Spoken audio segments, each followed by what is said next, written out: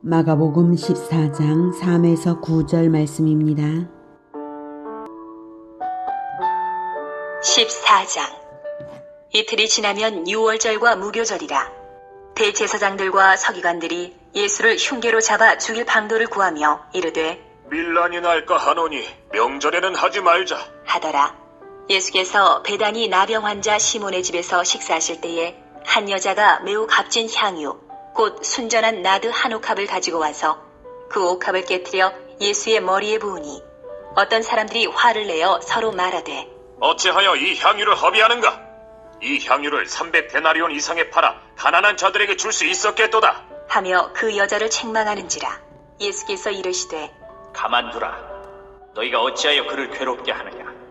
그가 내게 좋은 일을 하였느니라. 가난한 자들은 항상 너희와 함께 있으니 아무 때라도 원하는 대로 도울 수 있거니와 나는 너희와 항상 함께 있지 아니하리라. 그는 힘을 다하여 내 몸에 향유를 부어 내 장례를 미리 준비하였느니라. 내가 진실로 너희에게 이르노니 온 천하에 어디서든지 복음이 전파되는 곳에는 이 여자가 행한 일도 말하여 그를 기억하리라 하시니라.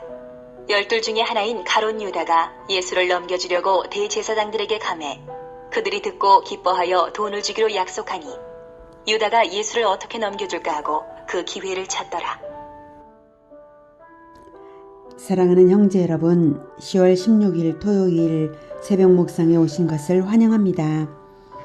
어제 묵상에서 1, 2절은 이 11절과 함께 어제 보았고요. 오늘은 3에서 9절 회상 장면만 보도록 하겠습니다. 3에서 9절 도유 사건은 요한복음을 보면 예루살렘 입성 전날인 토요일 사건입니다. 3일 전의 사건을 이제 와서 말하는 이유는 11절에 가룟 유다의 배신에 동기를 준 사건이었기에 사건 회상을 하고서 유다 배신을 말한 것입니다. 1, 2절이 연관된 이유는 유월절을 피해서 예수 살해를 음모했으나 유월절에 처형하게 된 이유가 바로 11절 가룟 유다의 가담으로 인해 급히 추진된 것이어서입니다. 악당들의 계획을 다 알고 계시는 하나님은 모든 것 뒤에서 보이지 않는 손길로 섭리하셔서 하나님의 구원 계획이 이루어지도록 정확한 타이밍을 조성하신 것입니다. 자, 오늘은 3절부터입니다. 3절. 예수께서 베다니 나병 환자 시몬의 집에서 식사하실 때에 한 여자가 매우 값진 향유 곧 순전한 나드 한 옥합을 가지고 와서 그 옥합을 깨뜨려 예수의 머리에 부으니. 나병 환자 시몬은 아마도 한때 나병 환자였던 사람일 것입니다. 실제 나병이면 사람들과 함께 기거하지 못하니까요. 그리고 요한복음 1, 2장을 보면 요한복음 13장 1, 2, 3절을 보면요. 6월절 엿새 전에 12장 1, 2, 3절이네요. 12장 1, 2, 3절. 6월절 엿새 전에 예수께서 베다니에 이르시니 이곳은 예수께서 죽은 자 가운데서 살리신 나사로가 있는 곳이라. 거기서 예수를 위하여 잔치할새 마르다는 일을 하고 나사로는 예수와 함께 있는 자 중에 있더라. 마리아는 지극히 비싼 향유 곧 순전한 나드 한 근을 가져다가 예수의 발에 붓고 자기 머리털로 그의 발을 닦으니 향유 냄새가 집에 가득하더라. 이렇게 나병 환자 시몬의 집이면서 예수님을 위해 잔치를 한 것이고 마르다는 일을 한 것을 보면 시몬은 나사로, 마르다, 마리아와 가까운 관계일 것입니다. 어쩌면 마르다의 남편일 수도 있죠. 그리고 잔치는 나사로를 살려주신 것에 대한 감사의 표시로 열었을 거예요. 나사로도 함께 있는 것을 밝히는 것을 보면요. 마가복음에서는 한 여자라고 하죠. 그것이 마리아입니다. 한 여자가 매우 값진 향유 곧 순전한 나드 한 옥합을 가지고 와서 그 옥합을 깨뜨려 예수의 머리에 부으니. 복음서들을 종합해 보면 마리아는 향유를 머리에 넘치게 부어서 등을 타고 흘러내리도록 했고 몸을 타고 흘러내리도록 그리고 발까지 내려오는 것을 자기 머리털로 닦았습니다. 이렇게 향유를 붓는 것은 이스라엘 풍습인데요. 잔치에서 주빈이신 귀한 손님의 머리에 기름을 붓는 것이 유대의 문화였습니다. 시편 23편에서도 주께서 내 원수의 목전에서 내게 상을 차려주시고 기름을 내 머리에 부으셨으니 내 잔이 넘치나이다. 이렇게 말하잖아요. 자, 그런데 마리아의 향유는 값진 향유였어요. 순전한 나드 한 옥합으로서 5절을 보면 300데나리온에 달하는 고가품입니다. 약 3천만 원어치의 향유라고 짐작이 됩니다. 마리아는 왜 이렇게 무리해 보이는 행동을 했을까요? 잠시 후에 말씀드리고요. 자, 4, 5절.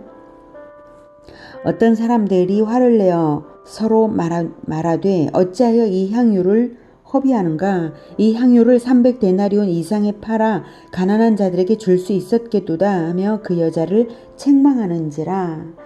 마리아는 미풍양속을 행한 것인데 비록 너무 고가 고액을 사용했다는 점만 빼고는요, 미풍양속을 행한 것인데 어떤 사람들이 화를 냈습니다. 이유는 허비한다고 분개한 거예요. 어찌하여 이 향유를 허비하는가? 그들은 마리아의 의도를 전혀 알지 못했습니다. 아마 마리아의 의도를 알면 정말이지 너무 부끄러워질 것입니다. 그들은 나름 화를 내는 명분으로 가난한 자들에게 줄 수 있었겠도다 라고 말했죠. 일리 있게 들리는 말이긴 합니다. 하지만 오히려 요한복음은 이 말의 악한 의도를 말합니다. 이 말은 가룟 유다가 말을 한 것인데요.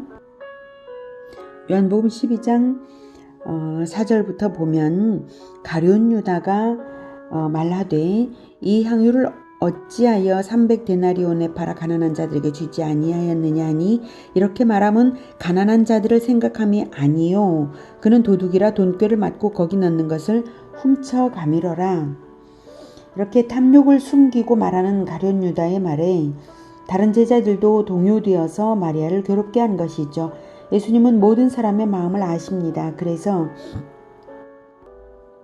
6절 예수께서 이르시되 가만두라 너희가 어찌하여 그를 괴롭게 하느냐 그가 내게 좋은 일을 하였느니라. 이렇게 알려주시고 마리아의 마음도 알아주십니다. 8절 그는 힘을 다하여 내 몸에 향유를 부어 내 장례를 미리 준비하였느니라. 마리아는 예수님의 죽음을 알고 있었습니다. 어떻게 알았냐 하면 벌써 예수님은 분명한 예언으로 4번 이상 십자가 순환을 예고하셨죠. 갈릴리에서부터 그렇게 하셨습니다. 다른 대화 중에 부분적으로 암시된 사례들까지는 더 여러 차례가 됩니다. 그리고 마리아는 예수님의 말씀 듣기를 아주 열심히 하는 모범 제자였죠. 언니 혼자 음식 준비에 분주할 때에도 주방일을 내버려 두고 예수님의 발치에서 설교 듣기에 열중이었던 마리아였어요. 그래서 다 알아들었던 것입니다. 생각도 많았죠. 마리아가 오빠의 죽음과 소생을 겪으면서 오빠를 살려주신 것에 대한 한없는 감사가 솟아오른 것은 물론 예수님의 그리스도 되심을 깊이 느꼈고 또 죽음과 부활까지 믿을 수 있었던 것입니다.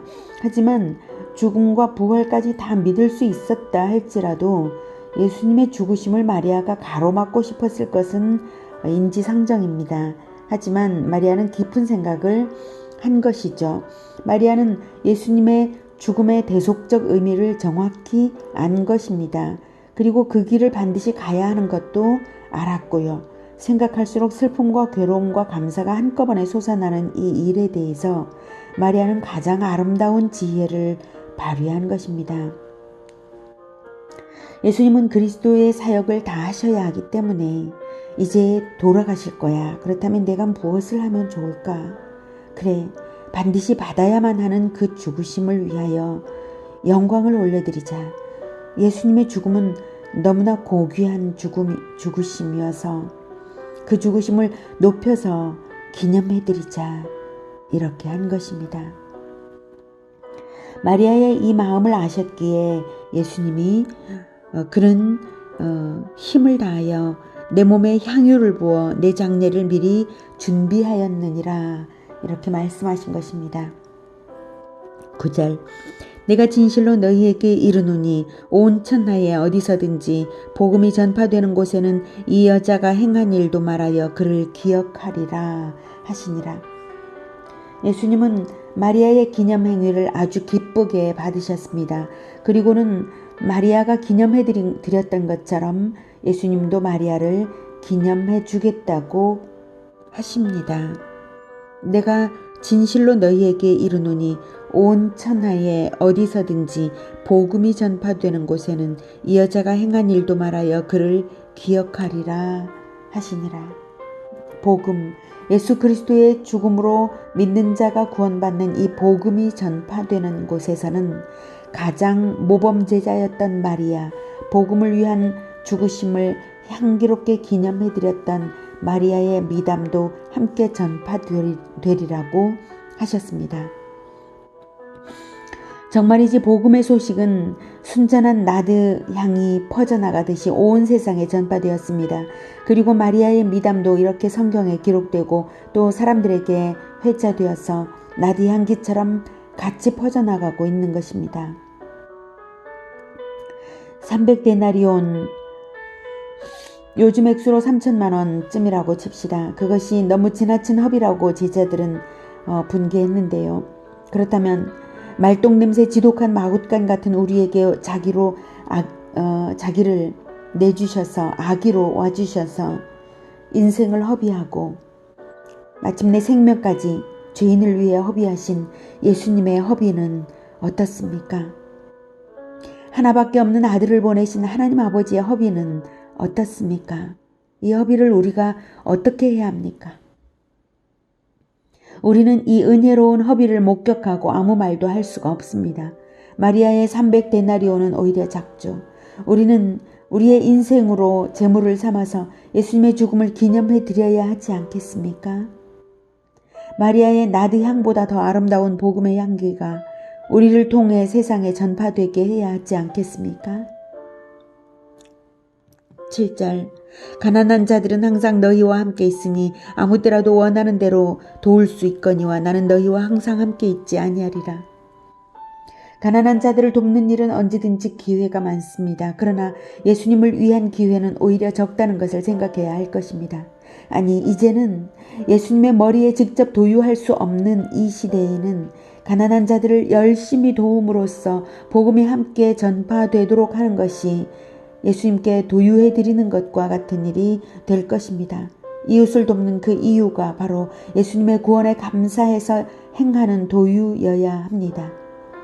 예수님의 복음으로 구원받은 우리는 무조건적인 이웃사랑으로서 예수님의 복음의 통로가 되도록 해야 한다는 것입니다. 우리가 전하는 복음이 마리아의 나드 향인 것입니다. 제자들은 그러나 예수님의 말씀을 들으면서도 여전히 못 알아들었던 것 같아요. 그중 가룟 유다는 이 일로 인하여 오히려 예수님께 악감정을 품었던 것 같습니다.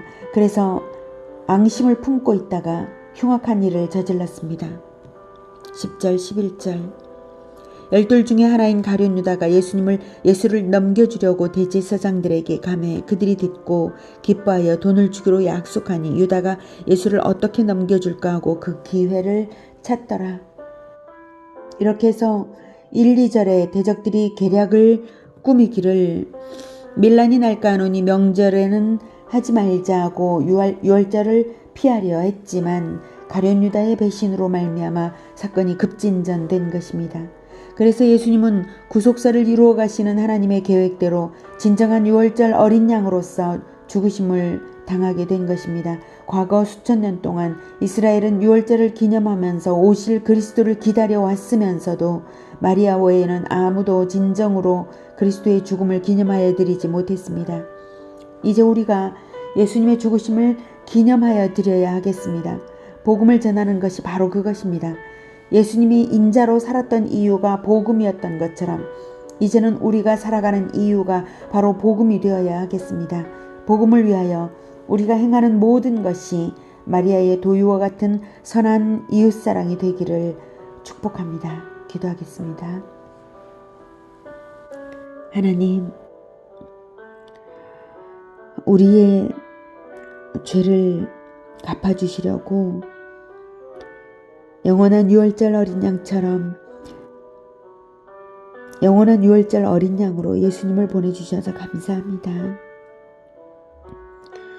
예수님, 우리를 대신하여 십자가에서 피 흘려 죽으시고 유월절 양처럼 우리의 생명 양식이 되어주셔서 살과 피를 다 내어주시니 감사합니다. 우리가 예수님께 직접 도유할 수 없고 그 발을 머리털로 닦아드릴 수 없지만 우리가 그 마음으로 예수님께서 행하신 복음, 그것을 사람들에게 전해주고 예수님을 높여드리기 위하여 복음을 전해주고 찬양하겠습니다. 우리의 입술을 통하여 그리고 우리의 선행을 통하여 복음이 전해지게 하여 주시고 예수님이 사람들에게 만나지는 바 되게 하여 주시옵소서. 우리를 통하여 많은 가난한 사람들에게 예수님이 전해지게 하여 주시옵소서. 그럼으로써 나디향과 같은 복음이 온 세상에 전파되도록 주님 우리를 사용하여 주시옵소서. 예수 그리스도 이름으로 기도드립니다. 아멘. 이어지는 시간은 개인 기도 시간입니다.